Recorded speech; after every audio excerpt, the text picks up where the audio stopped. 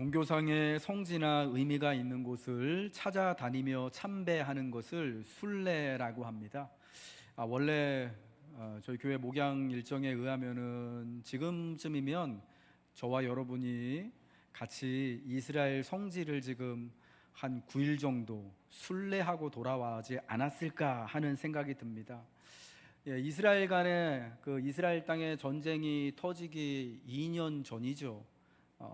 우리가 순례에 대한 성지 순례에 대한 그런 마음을 갖고, 그리고 제가 올해 또 교회 이제 여러분하고 이제 같이 목회하게 된 지가 올해 11월이면 딱 10년째가 되어지는데, 그것을 기념해서 같이 순례를 가려고 이렇게 계획을 하고 안내를 해드리고 준비를 하고 있었습니다. 그리고 그해 마침 벌써 한 2년이 됐지요. 이스라엘과 하마스 간의 전쟁이 시작되고 그게 아직도 끝나지 않았는데, 또 계속해서 그 다음에 또 러시아 우크라이나 전쟁이 일어나고, 그리고 올해는 이스라엘과 이란과 또 지금 잠깐 휴전이지만 또 막 서로 막 미사일이 날아다니고 폭격을 하고 전투기가 왔다 갔다 하는 여러분 이런 상황이 되었습니다. 그래서 사실은 우리가 계획을 세우고 기도를 했지만은 또 현지에 또 성지에 아직 다녀오지 못하게 됐어요. 그래서 과연 수년 내에 우리가 마음에 먹은 대로 그렇게 또 이스라엘 땅을 밟아볼 수 있을까 하는 마음이 듭니다. 그럼에도 이제 이 7월, 오늘 이제 올해 하반기가 시작되어지는 맥주감사주일, 저는 순례에 대한 생각을 다시 꺼내는 것은 예수 믿는 우리 모두는 이 땅을 살아가는 하나님 나라의 순례자들이기 때문이에요.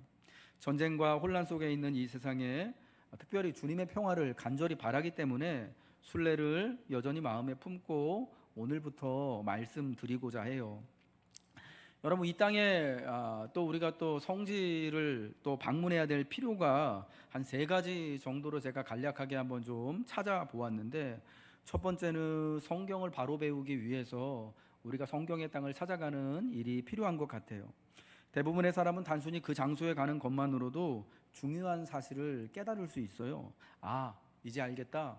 성경이 말씀하는 것이 바로 이런 것이었구나 라고 그 자리에 가야만 깨닫는 것이 있죠. 그래서 학자들은 그 이스라엘 땅을요, 우리가 보통 그냥 성지라고 부르는데 5번째 복음서다라고 이야기를 하기도 해요. 그리고 두 번째로는 좀 전에 말씀드린 것처럼 이 땅의 평화를 바라기 때문이죠. 전쟁 중인 상황에는 도저히 갈 수 없는, 우리가 그곳에 사는 사람들이 아니기 때문에 방문을 해야 하는데, 이런 상황에서는 도저히 갈 수 없는 그곳의 현실을 보고 소식을 들으며 더욱 간절히 그들의 평화를 구하게 되고, 또 남북한 또 이렇게 또 휴전 중에 있는 우리의 평화를 또 구하게 되는 거예요. 세 번째로는 무엇보다도 그 땅이 예수님이 사셨던 땅이기 때문이에요.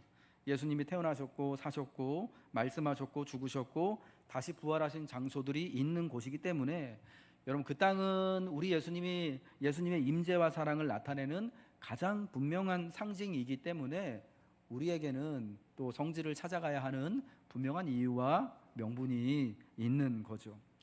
주님이 이 땅에 진실로 실제하신다.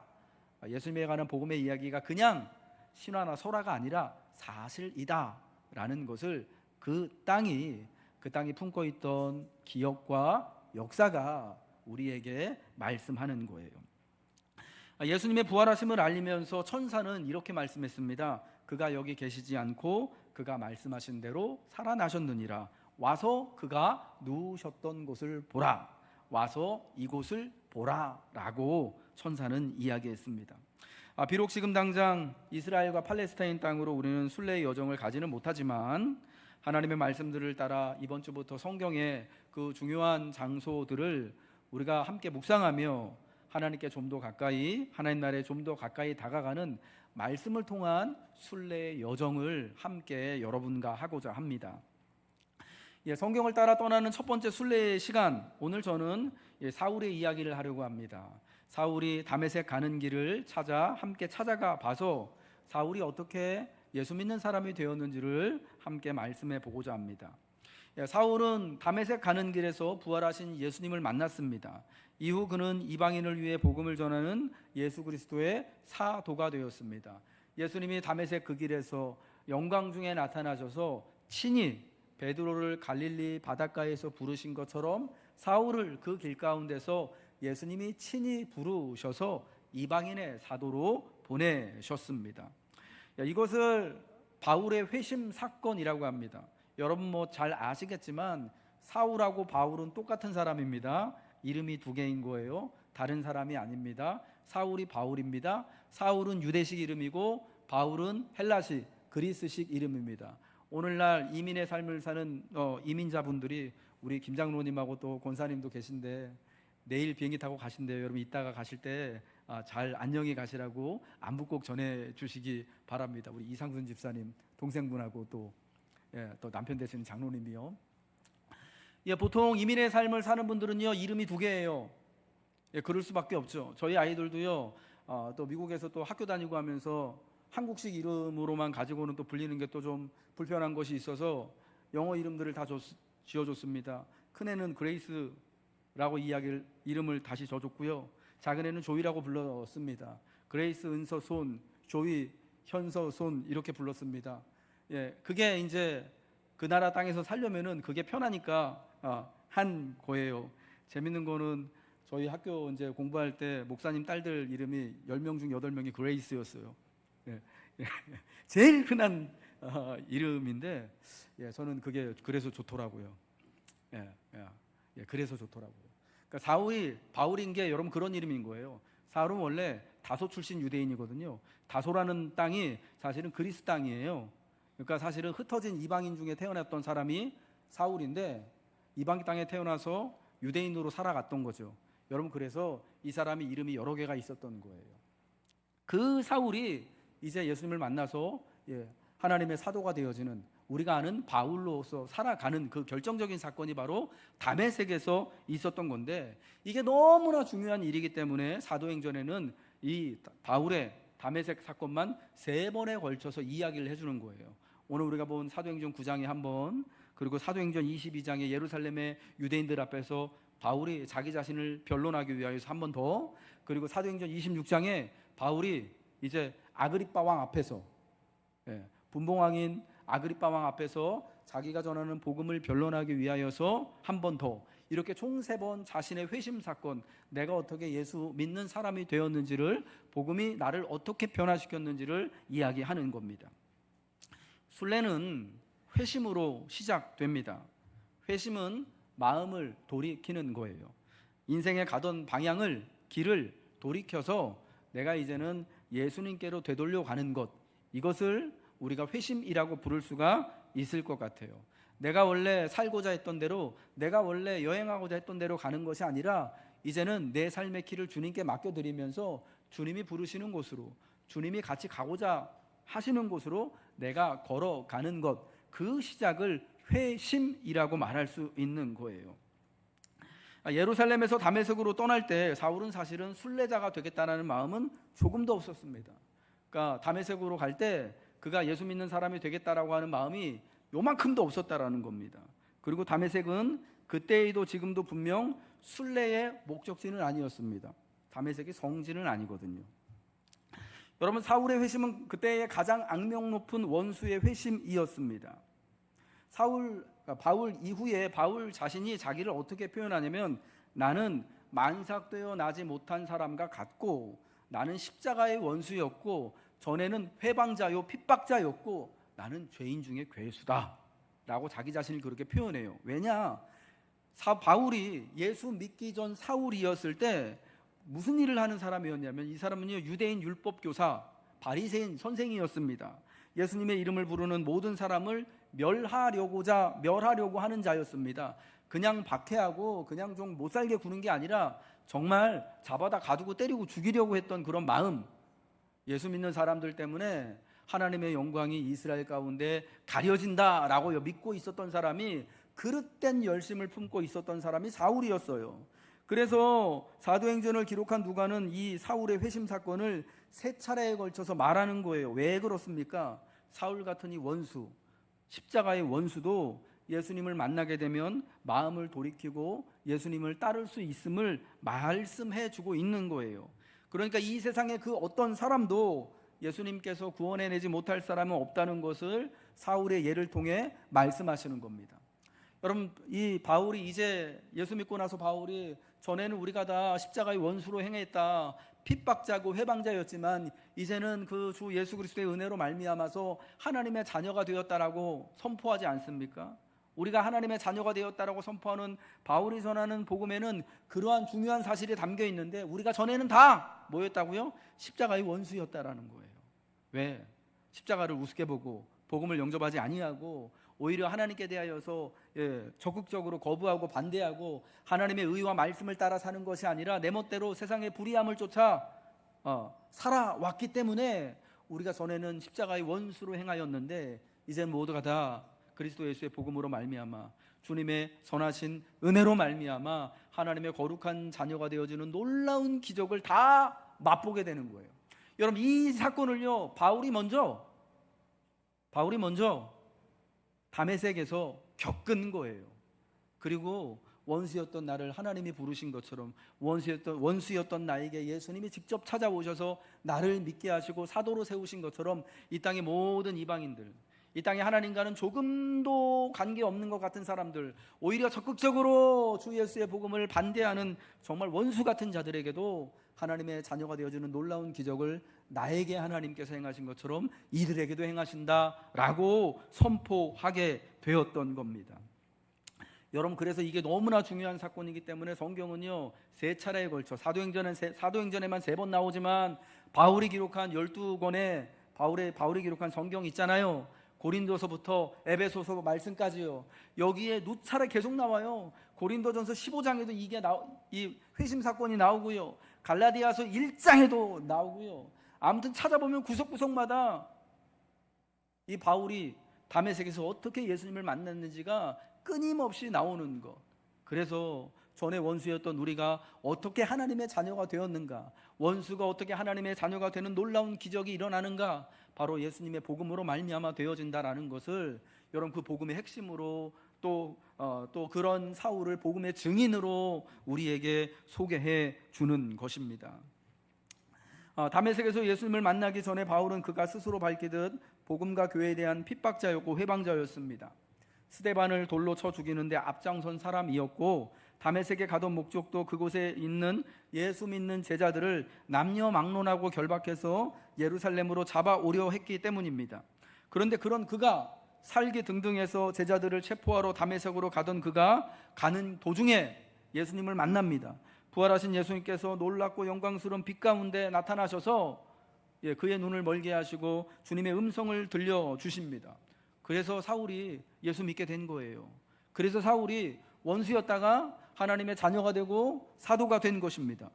여러분, 사울이 예수님을 믿고자 해서 믿은 것이 아닙니다.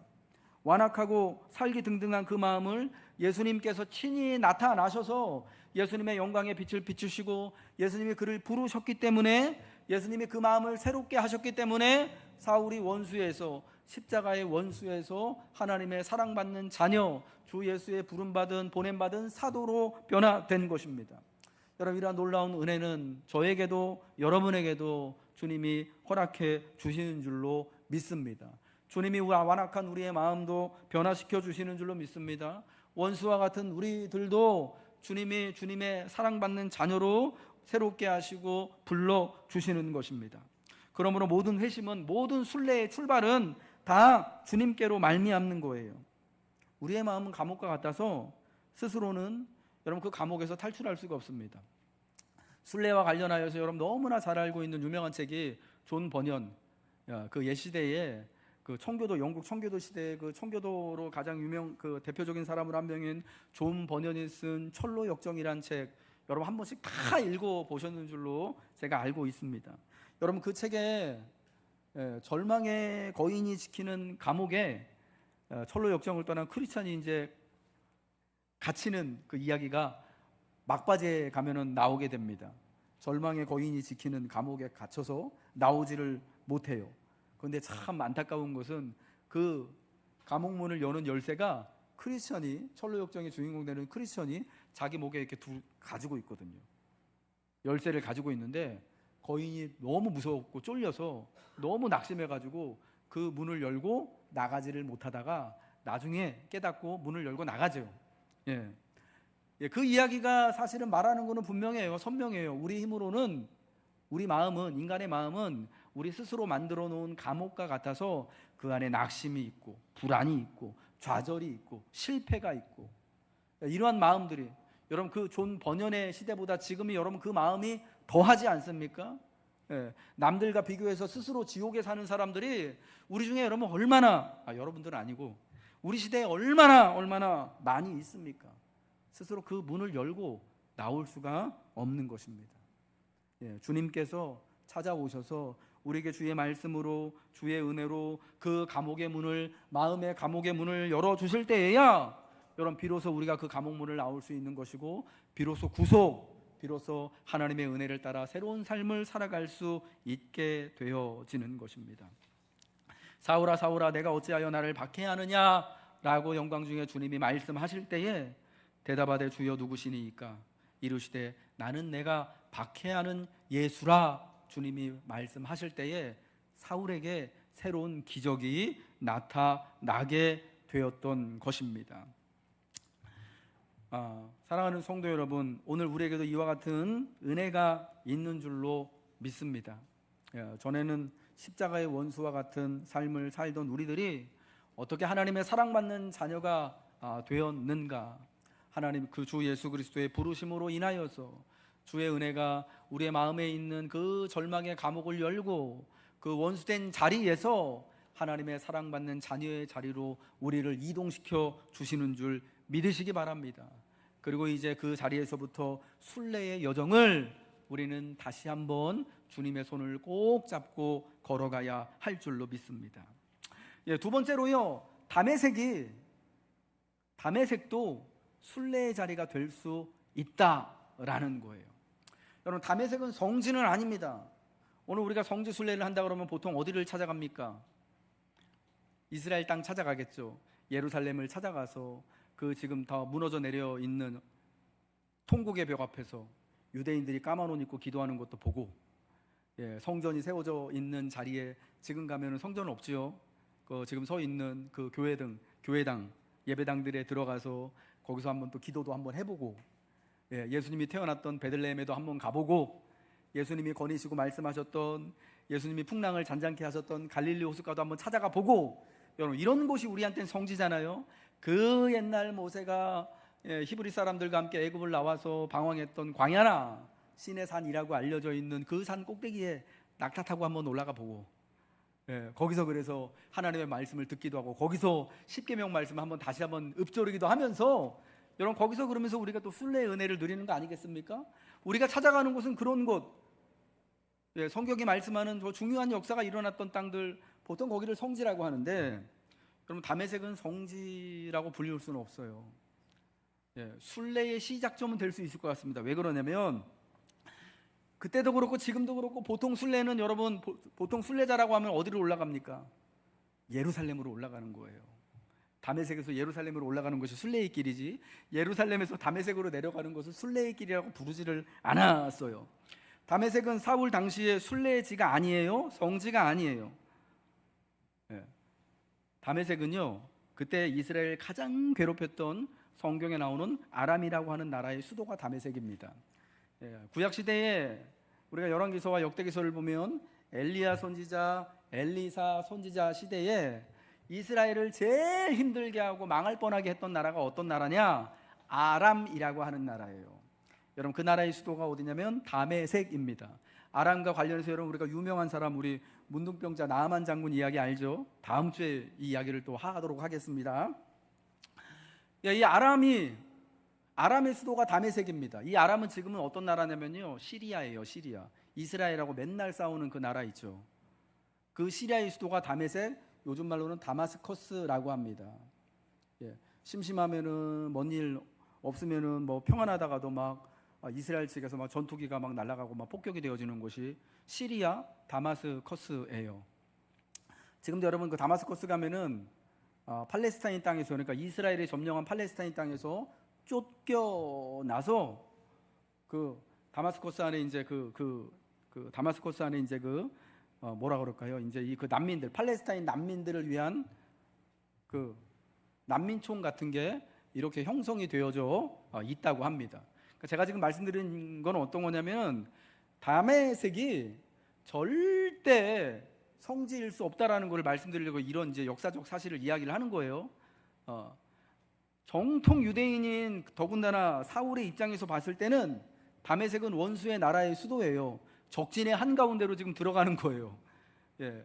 역사적으로 봐서도 원수의 나라고 지금 자기가 원수처럼 여기는 예수 믿는 사람들이 다메섹에 있거든요. 그 사람들을 잡으러 가기 때문에 어쩌면은 사울 입장에서는 원수의 한복판으로 호랑이 굴로 들어가는 거예요. 그러니까 절대 순례지가 될 수가 없는 땅이 다메섹인 겁니다. 그런데 이 다메섹이요, 예상하지 못한 순례지가 되는 거예요. 예상치 못하게도 사울에게는 순례의 처음 시작이 되어지는 곳이 바로 다메섹인 거예요. 성지는 될 수 없을지 모르지만은 순례의 출발점이 되어질 수 있는 거예요. 순례지가 아니었는데 결과적으로 거기서 뭐 하나님을 만난다거나 은혜를 받는다거나 절대 그런 생각 조금도 할 수 없었는데 결과적으로 회심이 일어난 곳, 순례의 여정이 시작된 매우 중요한 장소가 되는 겁니다. 하나님이 예기치 못했던 바로 그곳에서 사울을 만나 주신 거죠. 여러분, 그와 같이 하나님은 오늘날도 예기치 못한 그 자리에서 우리를 만나시는 거예요. 여러분, 그러므로 인생의 모든 날들이, 우리가 살아가는 모든 장소들이, 예수님을 의지하고 살아가는 그 모든 곳들이 다 중요할 수 있는 거예요. 어느 날 나에게 다메섹이 될 수 있는 거예요. 어느 날 내가 예상치 못했고 기대치 못했는데 주님의 영광과 주의 음성을 듣는, 정말 내 삶이 이렇게 완전히 뒤바뀌어지는 그 자리가 되어질 수 있는 곳이다라는 거예요. 여러분, 그러한 사실은요, 주님께서 부활하셨기 때문에 가능하게 된 겁니다. 다시 한번 마태복음 28장 6절의 말씀 우리 같이 한번 읽어보겠습니다. 시작. 그가 여기 계시지 않고 그가 말씀하시던 대로 살아나셨느니라. 와서 그가 누우셨던 곳을 보라. 천사들이요, 천사가 무덤을 찾아온 여인들에게 와서 이곳을 보라, 주님이 누우셨던 곳을 보라고 합니다. 그런데 누우셨던 곳을 보라고 말씀하신 것처럼 똑같이 중요한 말씀이 뭐냐면 바로 앞에 있는 어떤 거요? 그가 여기 어떻게 하시다고요? 계시지 않고 그가 말씀하신 대로 살아나셨답니다. 그러니까 이 무덤이 비어 있는 거예요. 여러분, 예수님이 부활하셨기 때문에 지금 부활하신 예수님은요, 다메섹에서도 주님이 사울에게 나타나실 수 있는 거예요. 부활하셨기 때문에 부활하신 예수님은요, 부활하셨던 그날 밤, 그리고 한 주가 지나서 제자들이, 유대인들이 두려워가지고 이제 막 문을 꽁꽁 걸어 잠기고 누가 마간의 다락방에 이렇게 숨어 있을 때에 그 문을 뚫고 나와서 지나오셔서 예수님 제자들을 만나실 수 있는 거예요. 예수님이 부활하셨기 때문에요, 예루살렘이 아니라 엠마오로 터벅터벅 낙심해서 걸어가던 두 제자에게 예수님이 옆에 계셔서 같이 걸어가시면서 이야기해 주실 수 있었던 거예요. 왜? 예수님이 부활하셔서 이제 부활하신 예수님은 엠마오에도, 예루살렘에도, 다메섹에도, 그리고 저 멀리 안디옥에도, 로마에까지 어디든지 간에 나타나셔서 순례의 여정을 하고 있는, 또 은혜를 바라고 사모하는 자들에게 언제든지 함께 하실 수 있는 주님이 되셨기 때문입니다. 주님이 부활하셨고 승천하셨고 영광을 받으셨기에 우리는 그래서 전혀 예상치 못한 곳에서 주님을 만나게 될 것입니다. 크고 오래된 교회 건축물 같은 거룩한 장소나 예배나 찬송가 속에서만이 아니라 거리와 학교와 빈민가, 가난과 고통의 자리, 우리 자신의 겟세마네와 골고다와 그리고 분노를 품고 다메섹으로 가는 그 길과 같은 곳에서도 주님은 우리를 찾아오시고 만나게 될 것이다라는 겁니다. 그럼 사랑하는 성도 여러분, 우리가 다시금 이 땅에서의 순례를 생각하면서 주와 함께 순례의 길을 가기를 원하시는 여러분들, 우리가 가는 모든 장소에서 주님이 여러분과 함께 하시기를 축복합니다. 내가 예기치 못했던 그 장소, 내가 너무 힘들고 괴로워가지고 좀 잠깐 쉴까? 돌아갈까? 하는 여러분, 그 자리에서 어쩌면 영광스러운 주님이 여러분에게 함께 하셔서 다시금 힘을 내서 순례의 길을 걸어갈 수 있도록 은혜 베풀어 주실 줄로 믿습니다. 만남은 순례자를 강건케 하는 것입니다. 여러분, 사울의 경우 그가 어떻게 예수 믿는 사람, 어떻게 주님을 만나게 되었습니까? 길을 가는 도중에 갑자기 하늘로부터 그 영광스러운 빛이 환하게 비춰지더니 하늘로부터 예수님의 음성이 들려옵니다. 사울아 사울아 내가 어찌하여 나를 박해하느냐. 여러분, 그래서 이처저처 해가지고 사울이 눈이 멀게 되어지고 같이 가던 동료들의 도움을 받아서 이끌려서 다메섹으로 들어가서 사흘을 식음을 전폐하고 있었습니다. 이게 무슨 일인가를 고민하고 기도하고 있었겠죠. 그때 주님께서 사울에게 나타나셨던 것처럼 아나니아라고 하는 제자에게 환상 중에 또 말씀하십니다. 너 일어나서 직가라고 하는 거리에 가서 사울이라고 하는 사람을 찾아가라. 그리고 그에게 안수해라. 그가 너를 네가 찾아오는 것을 보았다. 환상 중에 말씀하십니다. 그래서 아나니아가 이렇게 말씀하잖아요. 예수님, 제가 그 사람에 대하여서 여러 사람에게 들었는데 예루살렘에서 주의 성도들에게 적지 않은 해를 끼쳤던 사람이고 여기서도 주의 이름을 부르는 모든 사람을 결박할 권한을 대제사장들에게 받아서 왔는데 제가 어떻게 그 사람 만날 수 있겠습니까? 저 잡혀가면 어떡해요? 그 사람 우리 원수인데요. 이렇게 말한 거예요. 그러자 예수님이 아나니아에게 말씀하시죠. 이 사람은 내 이름을 이방인과 임금들과 이스라엘 자손들에게 전하기 위하여 택한 나의 그릇이라. 그가 내 이름을 위하여 얼마나 고난을 받아야 할 것을 내가 그에게 보이리라. 아나니아가요, 예수님의 말씀을 듣고 순종합니다. 직가라 하는 거리에 가서 사울을 찾아가죠. 그리고 그에게 말합니다. 형제 사울아, 내가 오는 길에서 예수께서 내게 나타나셨던 예수께서 나를 보내어 너로 다시 보게 하시고 성령으로 충만하게 하신다 하고 안수하여 기도하니까 어떤 일이 벌어집니까? 즉시 사울의 눈에서 비늘 같은 것이 벗겨졌어요. 영광 중에 눈이 멀었었거든요. 그러다가 다시 보게 되었습니다. 그 자리에서 일어나 세례를 받게 됩니다. 그리고 음식을 먹고 강건하여져서 다메섹에 사는 유대인들에게 예수가 하나님의 아들이심을 강하게 증거하게 되었던 거예요. 여러분, 이 만남을 우리가 좀 잘 보아야 할 것 같습니다. 먼저 우리 예수님의 말씀이요. 사울아 사울아 내가 어찌하여 나를 박해하느냐. 예수님이 사울에게 뭐라고 말씀하시죠? 내가 어찌하여 나를 박해하느냐라고 질문하시는 거예요. 그러자 사울이 뭐라고 대답하죠? 주여, 누구십니까? 너무 당황스럽고 놀랐어요. 이분이 누군지 알고 싶어요. 그런데 여러분, 사울이 박해한 건 누구입니까? 누구를 박해했죠? 누구를 죽이려고 했죠? 지금 다메섹에 왜 왔죠? 예수 믿는 사람들, 나사렛 예수 믿는 사람들을 죽이는데 앞장서고 그 사람들을 박해했는데 예수님은 그것을 예수님을 박해한 것으로 보시는 거예요. 그러니까 예수님이 곧 성도들인 거예요. 성도들을 박해하는 것, 교회를 박해하는 것은 예수님을 박해하는 것으로 예수님이 여기시고 말씀하시는 거예요. 예수 믿는 사람들을 박해하고 멸하려고 하는 사울이 그래서 예수님을 박해하는 것으로 말씀하시는 거예요. 주님은 교회와 성도를 박해하는 것을 자신을 박해하는 것으로 지금 말씀하십니다. 그리고 이 주님과의 이 만남이 아나니아와의 만남으로 이어집니다. 교회를 박해하는 것, 성도를 박해하는 것이 주님을 박해하는 것이고 아나니아를 만난 것이 주님을 만난 것의 연장 가운데 있다라는 것이 너무너무 중요하다라는 거예요. 여러분, 주님의 영광을 보고 눈이 멀게 되었어요. 앞을 보지 못하게 되었어요. 그런데 아나니아가 찾아와서 주님의 말씀대로 예수의 이름으로 안수하고 나니까 눈에서 비늘 같은 것이 떨어져서 다시 보게 되어지고 마침내 음식을 먹고 강건하여지고 세례받고 제자가 되어지는 기적이 나타나는 거예요. 그러니까 다메섹 가는 길에서 영광의 주님을 만난 것이 제자인 아나니아의 만남과 그대로 이어지는 거예요. 이 아나니아의 만남과 제자들과의 만남을 통하여서 사울이 회심하는 것에 완성이 되는 거예요. 이 놀라운 은혜와 부르심은 아나니아와 믿는 형제들을 통해 사울에게 완성이 됩니다. 순례의 길에서 우리가 하나님을 어떻게 만나게 되겠습니까? 동행하는 이들을 통하여 만나는 거예요. 아나니아와 다메섹 형제들과 같은 예수님의 사람들과의 만남을 통해서 우리는 하나님의 크신 은혜, 우리의 눈에서 비늘 같은 것이 떨어지고 새롭게 보게 되어지고 새롭게 알게 되어지는 기적을 예수님을 통해서, 즉 예수님의 교회와 성도들과 형제들을 통하여서 우리는 누리게 되는 겁니다. 회심의 마지막 단계는 믿음의 공동체가 이 새내기를 붙들어주고 그들의 삶 속으로 받아들이는 것이에요. 그래서 전에 원수였던 이가 이제는 복음을 위한 일꾼이 되고, 아나니아가 사울을 부르는 것을 잘 보세요. 13절에 예수님에게는 이 사람이 우리 예수 믿는 사람들에게 해를 많이 끼쳤습니다라고 이 사람이라고 불렀거든요. 나하고는 관계없는 사람인 것처럼. 그런데 이제 사울을 찾아와서는 17절에 뭐라고 부릅니까? 형제 사울아 라고 불러요.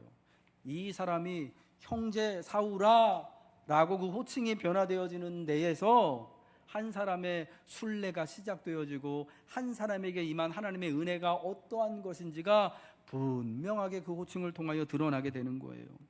회심은 개인적인 달성이나 개인의 한정된 소유가 그러므로 아니에요.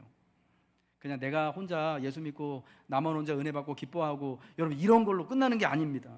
회심은 회심자의 삶을 믿는 이들의 모임과 보살핌과 양육 속으로 이끌어가는 것입니다. 그러므로 회심은 교회의 영역 속에서 일어납니다. 그러므로 순례는 우리와 함께 걸어가는 것입니다. 이제 말씀을 마치겠습니다. 사랑하는 교우 여러분, 믿는 이에게 순례는 하나님의 영광을 위해 살아가는 것입니다. 사울은 그날 예수 그리스도의 얼굴에 있는 하나님의 영광을 아는 빛을 마주하였습니다. 주님은 순례자에게 영광의 빛을 허락하십니다.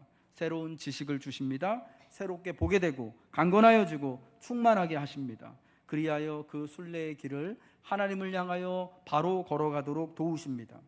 여러분의 다메섹에서도 사울이 만난 주님의 영광의 빛이 오늘 그 길을 환히 비춰주실 줄로 믿습니다. 여러분, 우리 함께 이 순례의 길을 다시금 용기를 내서 시작하고 다시금 용기를 내서 순례의 길을 믿음으로 걸어가시길 주님의 이름으로 축복합니다.